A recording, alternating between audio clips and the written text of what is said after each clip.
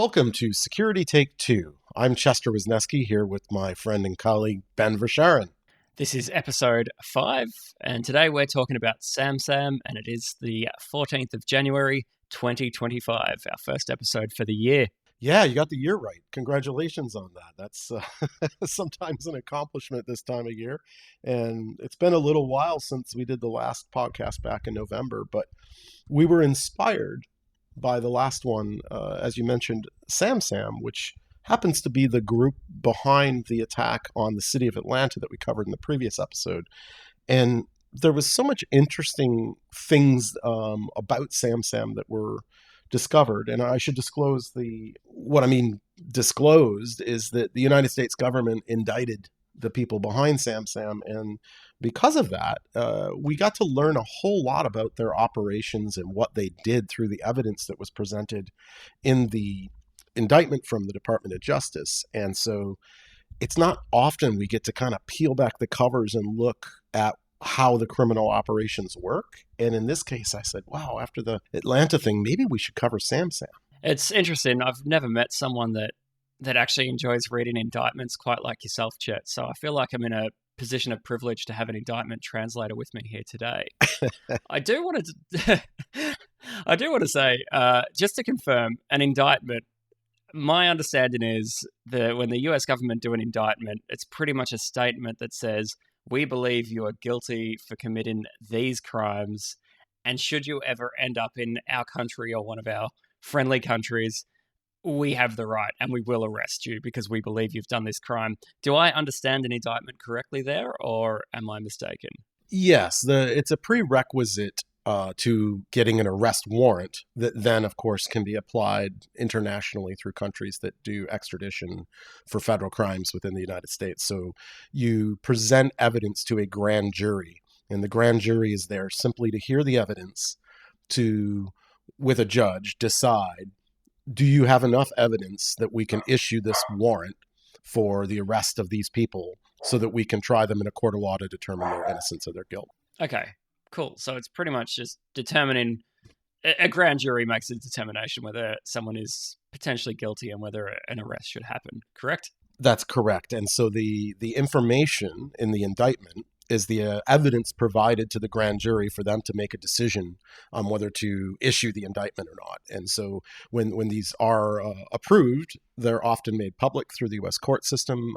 There's a document system for all federal court documents called PACER, and you can go into PACER and pay a few pennies per page to download any public documents from the U.S. court system that is not under a seal.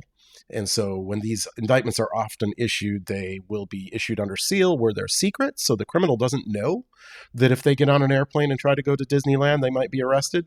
Once they're arrested, or if we think they're never going to be arrested, they're often unsealed. Okay, perfect, cool. So I guess to get started, if we go towards the end first. So on November 2018, an indictment for 2 Iranian nationals, I might mess these names up, Mohammed Mehdi Mansour and Faramaz Shahi Sevandi, both, again, allegedly residents of Iran, were indicted for operating as the group SamSam, which were famous for the city of Atlanta and a number of other ransomware attacks. Exactly. And that's why I think in this case, the indictment was unsealed, is that it's typical that we're not likely going to be putting our hands on someone from Iran anytime soon. They're not going to extradite their own citizens to the United States. The conclusion here that is unusual in this case. We do see indictments quite frequently these days, and we haven't always seen them in the cases of cybercrime. But this one, after the indictment was issued, all the activity stopped. And so we can speculate later as to why that might be. But in this case, it seems to have at least been effective at curtailing this activity. Now, the reason I picked this case, not just because it was related to the city of Atlanta, is to me that this is one of these pivotal moments, right? There are a few times in cybersecurity history where, and often, unfortunately, it's a bad thing for society, but somebody figures out a way to make money from malware or cybercrime or spam or whatever, and then it changes everything about how attacks are conducted. And so when this indictment was issued in 2018, the contents of it are for crimes that were committed going back to December of 2015. So approximately 3 years earlier, this activity had been going on before these indictments were issued. And what's interesting about this is if you've been on this ransomware journey with those of us in the security space for a while, the original modern ransomware, CryptoLocker, was released in September of 2013. And at that time, ransomware crews primarily were mass infecting computers and expecting to get a $500 US or maybe $1,000 US ransom per victim. It wasn't targeting businesses per se. They might hit a laptop at a business, but largely it was being distributed through malvertisements and spam emails to individual computers. And then, grandma, you can't get pictures of the grandkids back off your laptop that you didn't back up unless you pay us $500, or this type of operation. And the reason I picked SamSam in particular was not just the indictment, but this is the point at which these guys figured out there's a lot more money to be made going after companies. You can make more ransom, but we don't know what the price tag is. But let's start going after businesses where the real money is, instead of grandma and auntie at $500 each. And we can really hit the jackpot in the ransomware game. Yeah, it was really that moment in the cybersecurity industry where, an active adversary went from cyber espionage in a nation state to like hands on keyboard attacking organizations. These two individuals really set that template for that, didn't they? It was really, we went from seeing commodity malware in organizations to actual hands on keyboard. These people are going to give you a run for your money. Yeah, it didn't even occur to me that was the case until you just said it, but absolutely. It's sort of a multiple pivotal moment. It was not only can we make more money, but like you say, before that, we would talk about hands-on keyboard attacks, and we almost always meant it was some sort of a advanced persistent threat group, right?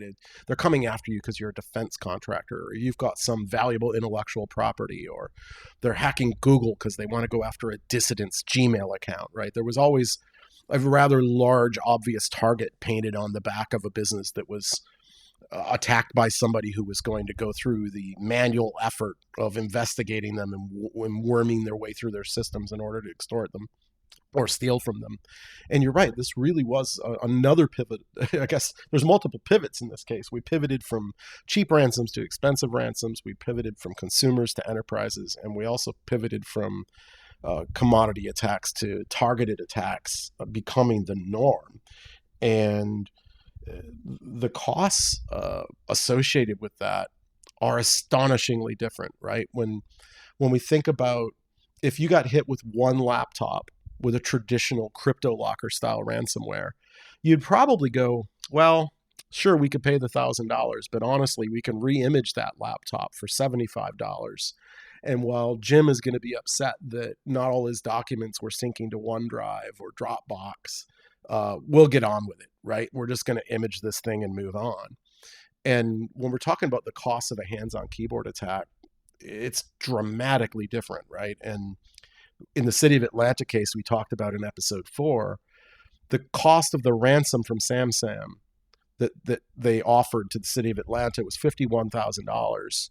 Approximately in the current, the exchange of Bitcoin at that time to US dollars. And it cost the City of Atlanta over $17 million.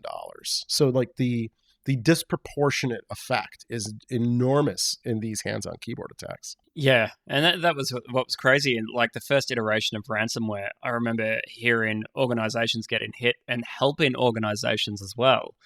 And what looked like a bad attack was that, Threat Locker or Crypto Locker, whatever those initial iterations were, may have, say, not even targeted, may have opportunistically infected, say, a network drive, and the mass infection in the network was that a mapped network drive was infected and, the files were encrypted. And so it went beyond like a single isolated device. But yeah, as we said, once you start looking at attackers with hands-on keyboard, the incident response process alone is so much different to just even automated malware that's got the ability to worm through your network, because it's not just shutting it down, it's looking for persistence and are you in my Active Directory and have you added backdoors and do I need to check every appliance for local accounts as well? It really goes on quite a big journey and becomes very expensive. So as you said, they operated for a good 3 years before the indictment started. And I think one thing to note with SamSam is they really like public targets. So they went after not just the city of Atlanta, but Mercer County in New Jersey was another one that they went after. They went after a number of hospitals, like one in Hollywood as well. They really didn't care who their victims were. In fact, the bigger targets, the more that they realized they could charge. Yeah, and the indictment alleges that they cost the organizations that were impacted at least $30 million, which sort of meets a court threshold for the FBI to take on a case kind of thing in the U.S. But the cost had to be far in excess of $30 million to the affected organizations, considering the city of Atlanta was one of only 200 victims of SamSam, and their costs alone were $17 million. Now, for those who haven't listened to the podcast previously, take that with a grain of salt. We talk about that in the last episode. That 17 million included a lot of money to sort of improve broken systems and processes in addition to the recovery. But the cost of the incident in the end was still $17 million. And the indictment saying that, the costs were at least 30. 30 is probably the cost to maybe 2 or 3 of the victims, and there were more than 200 victims.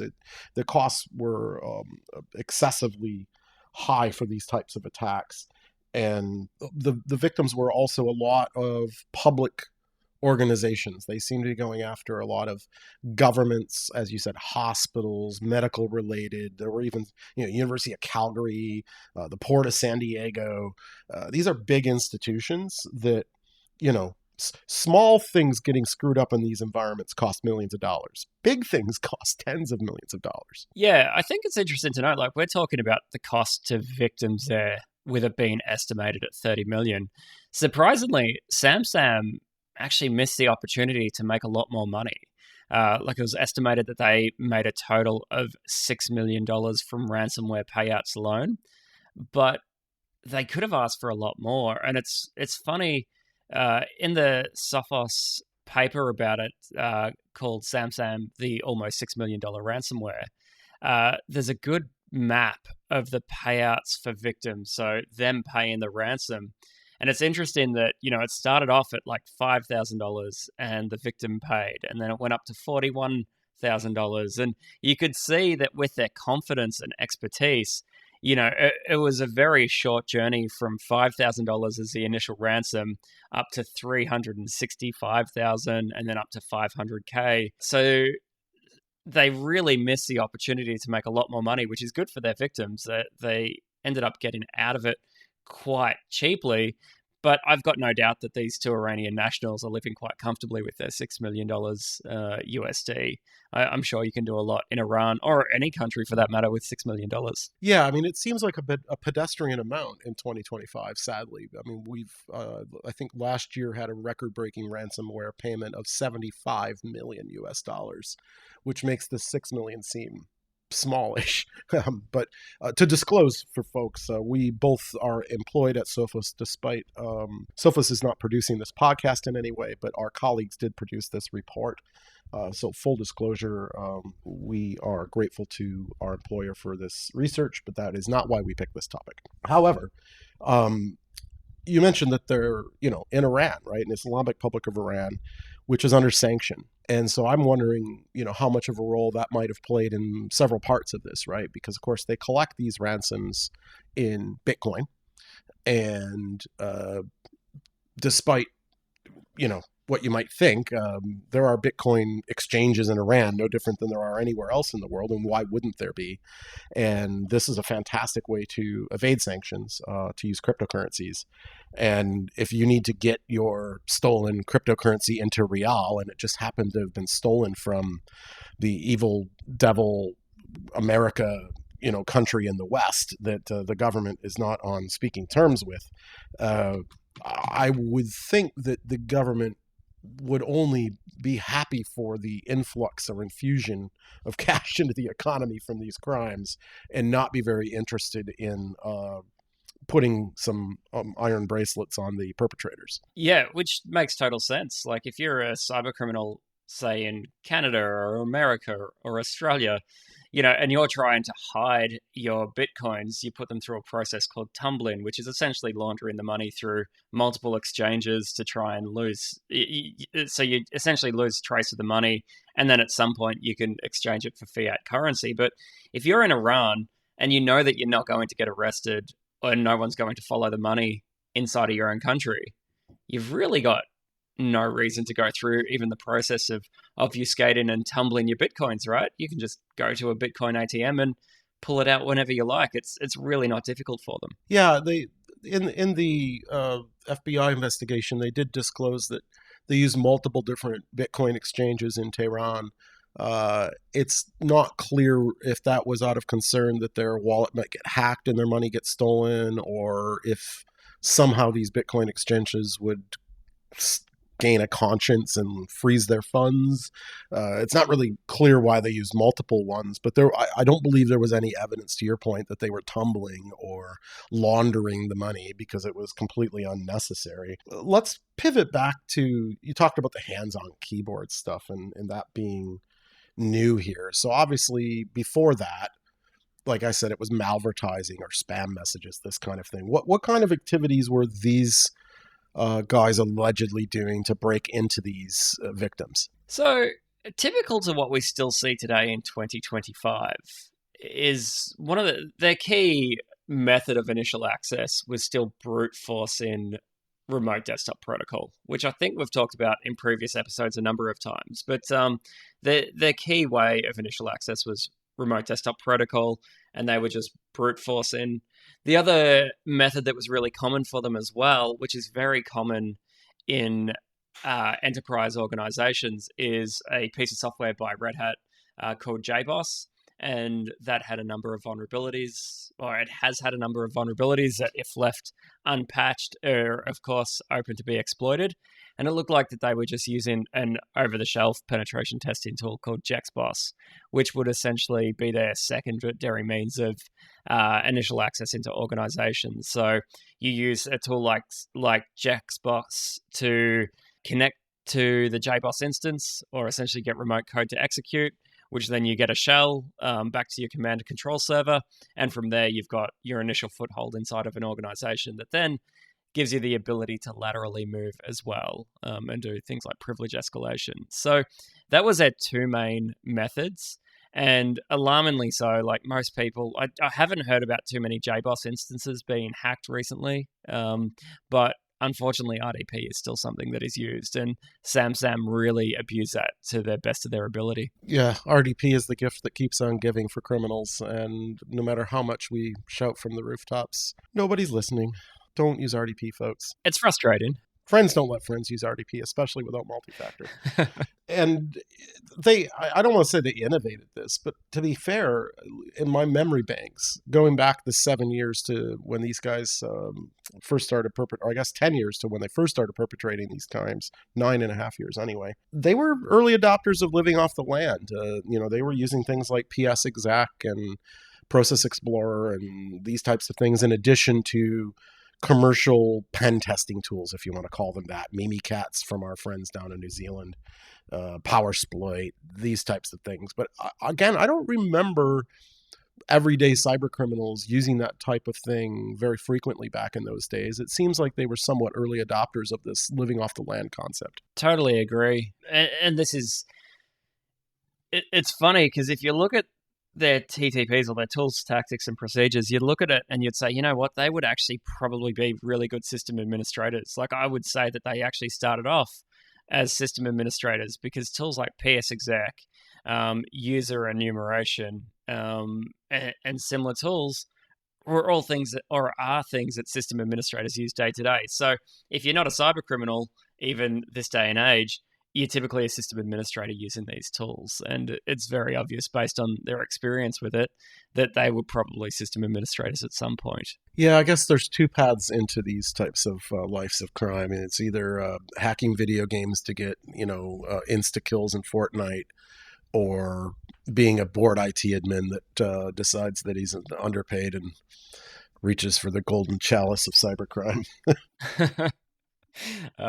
Yeah, I think I know where I'd prefer to land, but everybody's different, and we all have our own ethical boundaries, I guess. So, but all in all, their payloads were interesting as well. Like, we had seen ransomware variants like CryptoLocker that had done the rounds, and it wouldn't have been that hard for SamSam to go through and pretty much copy CryptoLocker in its functionality, but they actually put in effort to manually obfuscate their payloads, which I found really interesting. Like, these two are clearly quite talented.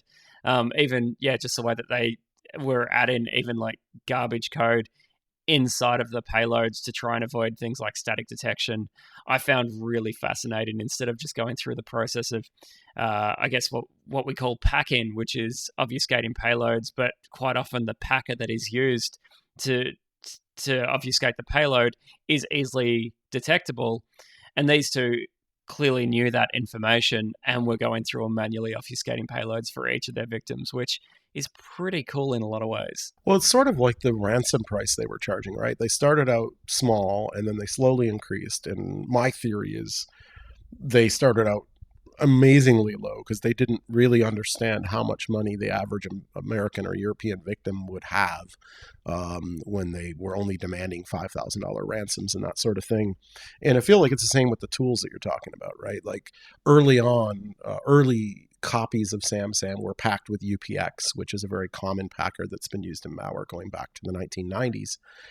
And, later they clearly realized they needed better evasion. And I don't really feel like they ever got to the actual levels of sophistication many modern ransomware crews have. I would put them in the moderate category. Yes, they took some effort. Yes, they tried to create sort of custom packers and some other things to disguise their payloads.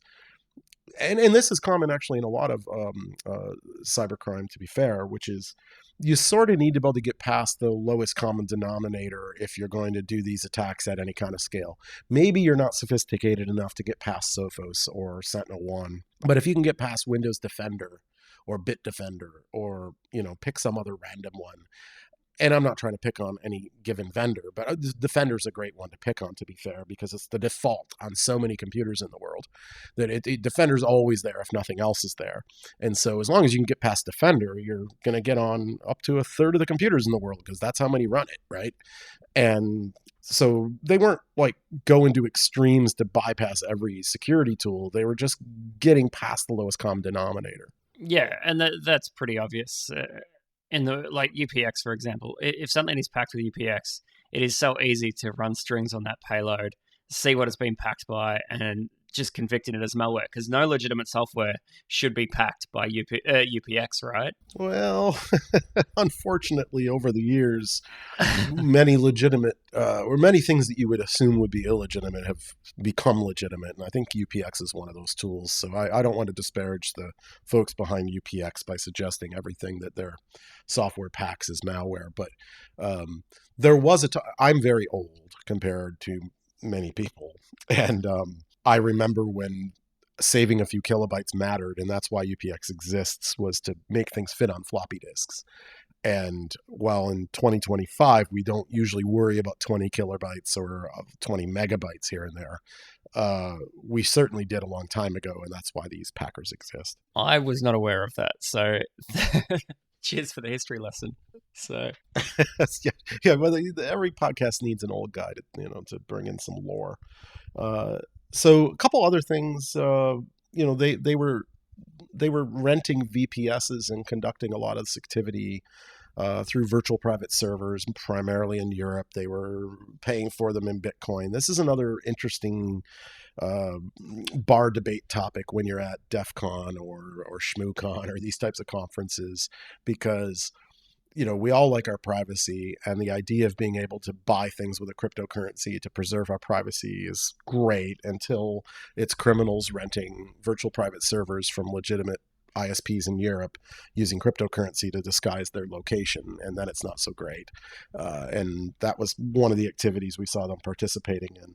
And what really impressed me on the technology side, in addition to perhaps better than average advancement in some of the techniques you were talking about, is they got practiced. And we're seeing this with almost every group now. But when we first started observing their attacks at the beginning in January of 2016 and that kind of time frame, it was about 2 weeks of dwell time. And that means from the moment that they were able to get in through that brute force RDP or abusing that JBoss vulnerability, they took about 2 weeks before they could detonate the encryption process to lock up all the PCs. And as they refined and practiced and got more and more victims racked up and got closer and closer to the time of the indictment at the end of 2018, they had that down to hours. Not in every case. Every victim is different. The complexity of compromising them obviously is very different depending on the IT tools in use and the sort of sophistication of the victim.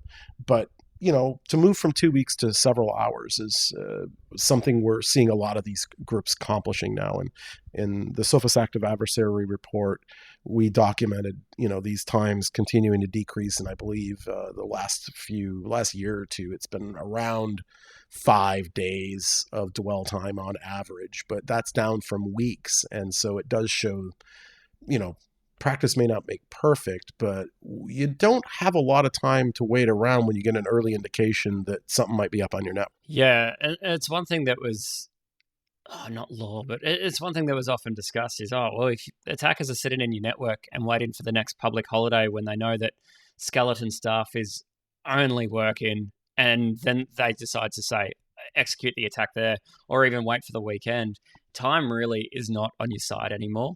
And this is where, detection capabilities is so important for so many people now, where, dwell time, if dwell time is weeks, you might even accidentally stumble across attackers' activity when you say log onto your server and notice that there's weird things on your desktop.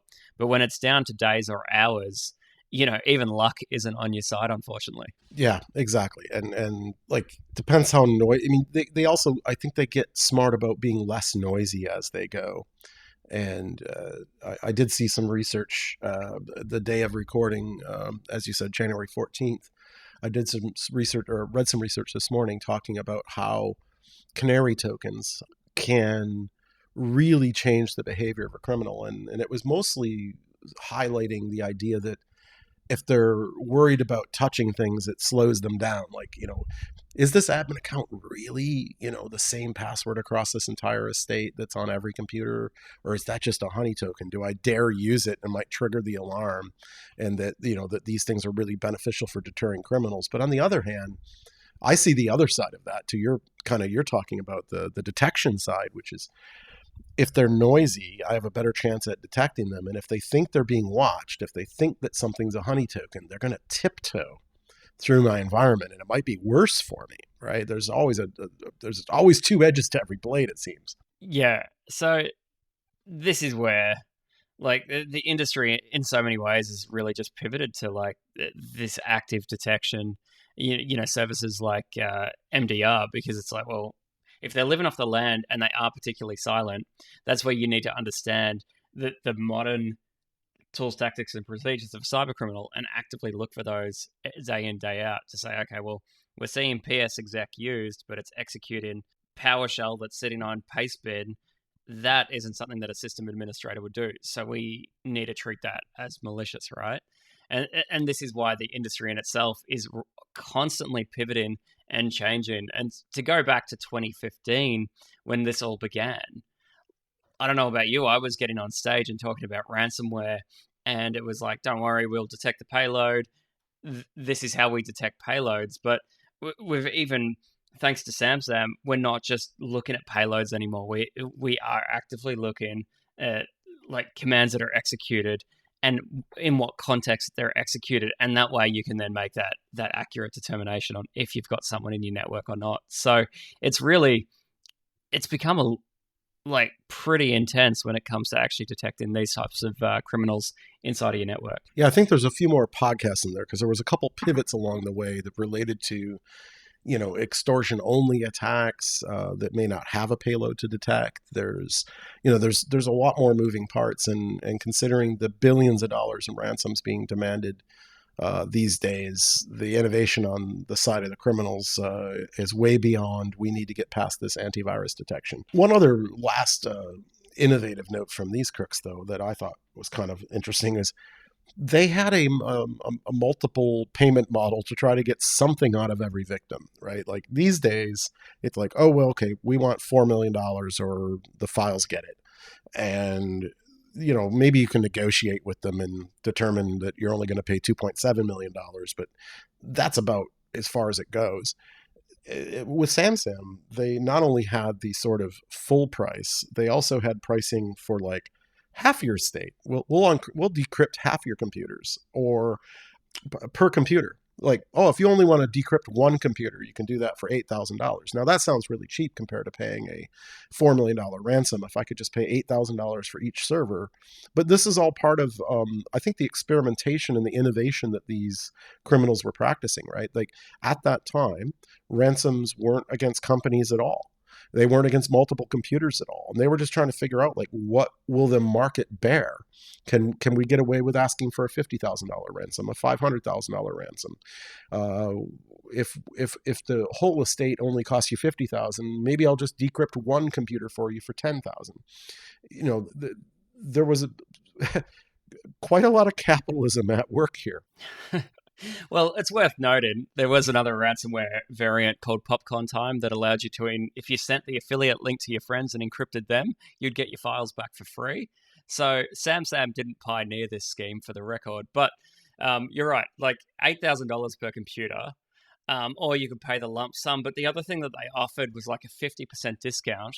And in the comments for the payment on their communication portal, you could name the PCs and they would give you the decryption keys. And that would be a proof of value to say, well, you've paid 50%, we gave you 50% of your computers back.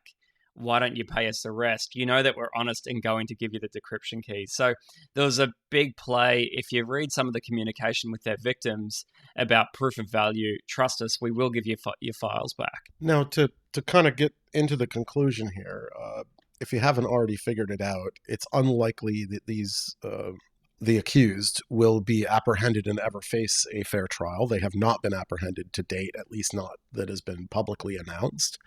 And I suspect they're enjoying their $6 million in Tehran or wherever they may be, hoping to stay free. And that's probably going to remain the case. But what I think is useful here is understanding this methodology, right? Like these guys were creating kind of a new version of this crime, and were then copycatted by every modern ransomware group out there.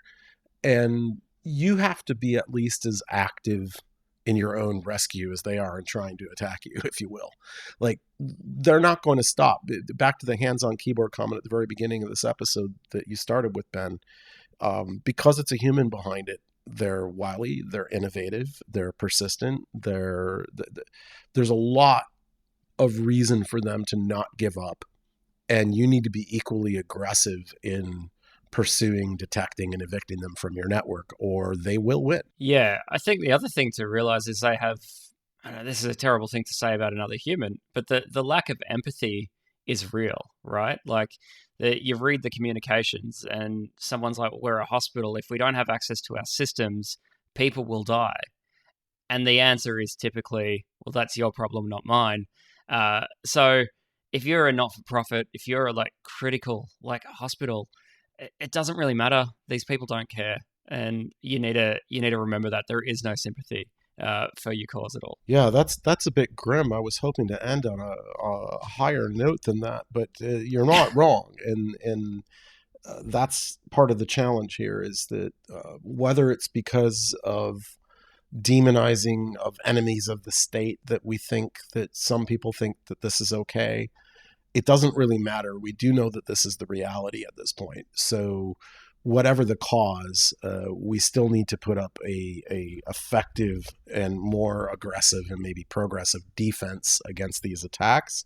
And the great thing about, you kind of poke fun at me for liking reading indictments, but I'm thinking like I learn how to get inside the head of what these people are doing when I read these investigations that have been so painstakingly assembled by the special agents at the FBI that largely collected this information. And this helps me try to construct a more effective defense, because hearing the story of how it all plays out lets me get inside the head of the attacker and understand what I'm up against. And it's not just some anonymous evil thing that's out there. There's people, and they've got motives, and they've got processes and tactics and techniques and procedures, as you say. And if I can understand those, I can build a much more effective defense to protect myself and others. Totally agree. And on that note, I think we'll leave it there, because that's far more upbeat than the last thing that I said, Chet. Yeah, it certainly is. It took a bit of effort, but we put that in there. And if you're interested, the FBI wanted poster is out there. We do not have a picture of Farmars Shahi Savandi, but we do have a picture of Mohammed Mehdi Shah Mansouri that the FBI has kindly put in there. Wanted poster, if you want to look that up in your favorite search engine. The indictment is also out there, publicly available on many websites, and I believe if you search for the words SamSam indictment, you'll find that as well. And as you mentioned, the Selfless Report is out there as well. SamSam, the almost $6 million ransomware, that's available with kind of our source documents for much of the conversation today was led from. And on that note, we'll wrap up. You can find our podcasts on YouTube at /@SecurityTake2. Everything's on our website, of course, with all of our social media things at securitytake2.com. You can find us on Mastodon, and we do have a Reddit thread, do we not, Ben? We certainly do. So you can find us on Reddit at /r/securitytake2. And you can also email us at host@securitytake2.com. That was HOSTS@securitytake2.com.